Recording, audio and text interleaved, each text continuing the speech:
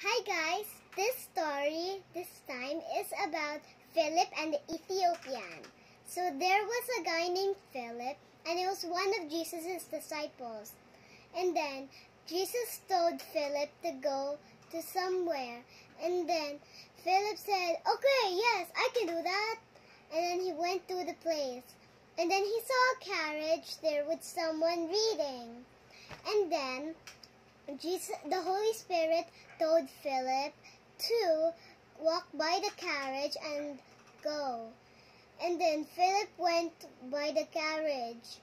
And then he saw a man reading. And then Philip said to the Ethiopian, which is the man there sitting on the carriage, "Do you understand what you're reading?" And then the Ethiopian said, if someone teaches me.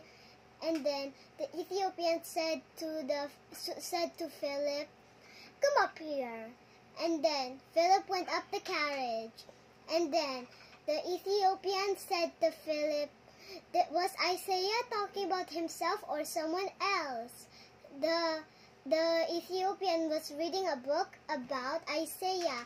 And then Philip told the Ethiopian about the Holy Spirit. And then the Ethiopian said, "Oh, look, there's some water. Why can't I be baptized?" And then the Ethiopian ordered the carriage to stop. And he said, "Stop." And then Philip baptized the Ethiopian. And then the Holy Spirit took Philip away. And then the Ethiopian went out of the water rejoicing.